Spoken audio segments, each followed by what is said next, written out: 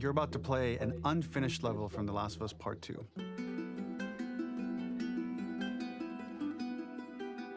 The reason we added this section is there are a few sequences, and we picked the 3 of the best ones, that we cut from the game. Often we build a game that's much bigger than what ends up being the final product. They were months away from being finished, but we wanted to give you an insight of what it's like when we built the game, because often we have this whole thing constructed and it doesn't have final art or audio or dialogue. And here you get to see the building blocks of what it's like when we first string a bunch of these levels together. This is the intro to the first deleted level, and this one is the roughest of the 3. We wanted to show more of how Jackson operates. So this is the festival where Ellie ultimately kisses Dina. This sequence would have come very late in the game as a flashback sequence while you're in the farm with Dina. And we wanted to show what is the rest of Jackson doing, and wanted to put on the stick, make it interactive. So you could see when you're outside, there are all these almost like carnival games that you can play. You could mix drinks, you could play with these kids that are playing a sort of clicker Marco Polo, sit down and listen to conversations. And all the different interactions were first or second pass, very, very early passes. The building blocks are there, but nothing is final. And ultimately, while we were very excited by the sequence, it's pretty fun and lighthearted. It just slowed things too much as we're barreling towards the end of the story at this point. So again, reminder, rough, missing audio, missing animation, missing gameplay tweaks, missing dialogue, but pretty representative of what it would have been. So enjoy.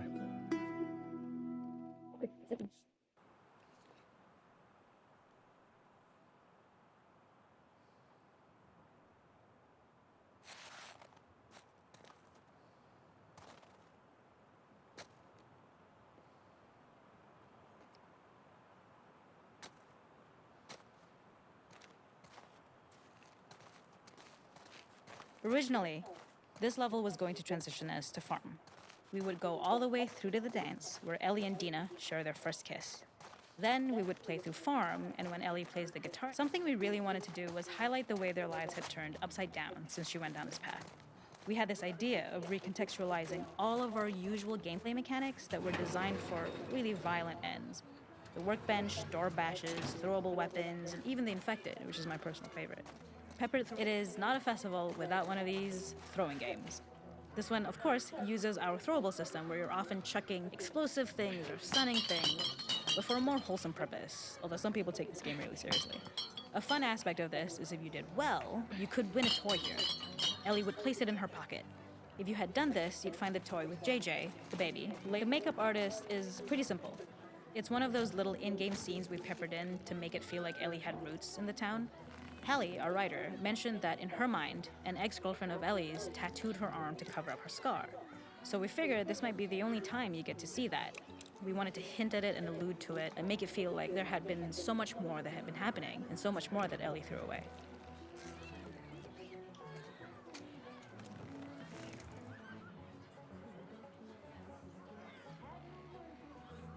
The makeup artist is pretty simple.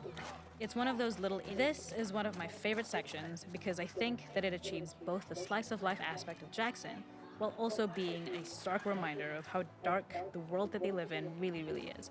To attract attention and curiosity, one of the kids was supposed to make this adorable, messed up little clicker impression, and the others would giggle. We tried a version where if you got close enough, the kid might try to follow you a little before turning back. Since clickers are blind and move by echolocation, for this game of messed up tag, Ellie must close her eyes and listen for when the children give themselves away. The thought was that these kids are in relative safety.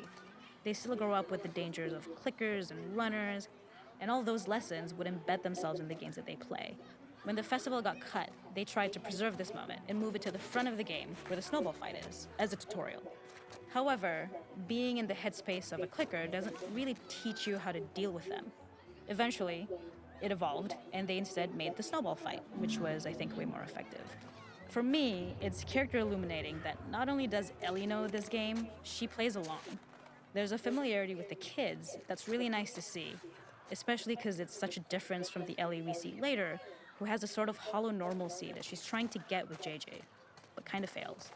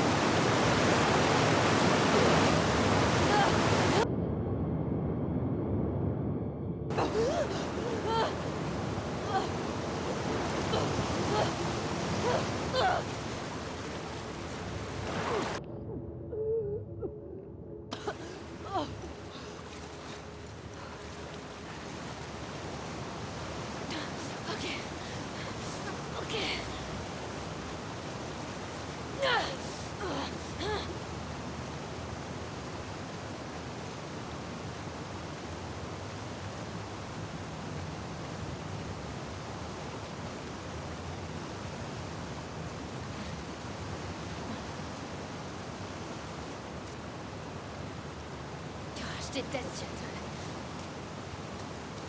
Bon. Où est-ce que je suis? Oh, Dieu merci. Oh. Non mais c'est une blague.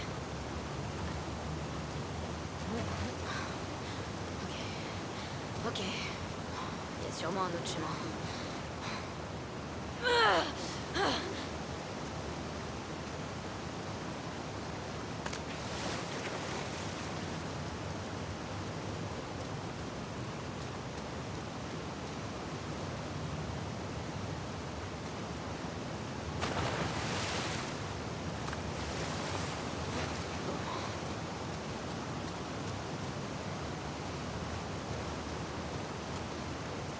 Qu'est-ce qu'on a ici?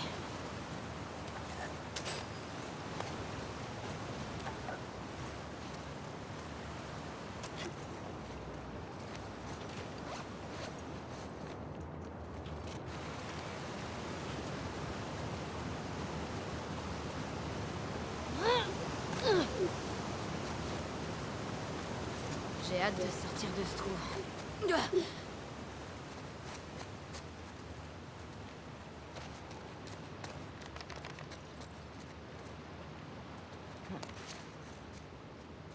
Vers le haut. Je dois continuer à monter pour ressortir. Oh,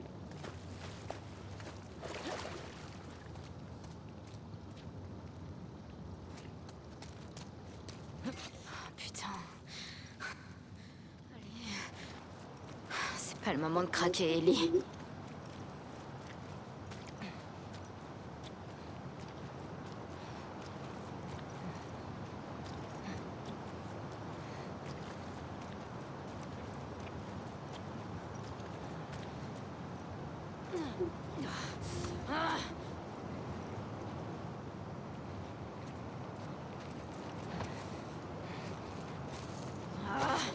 L'univers est contre moi, putain.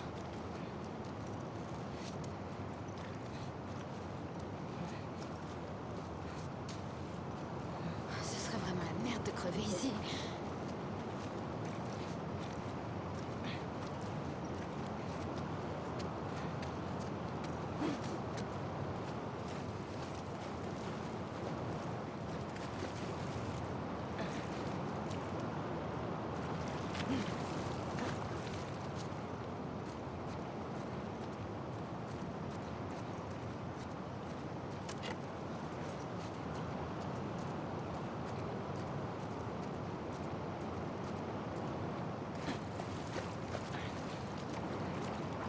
Putain, merde.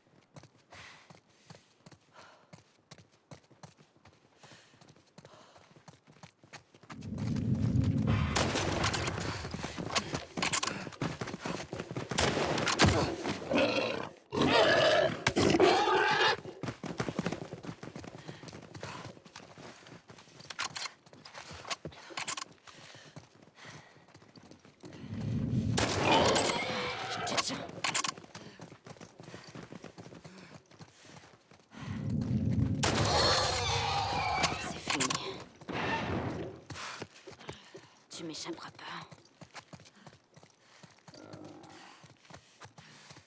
Je vais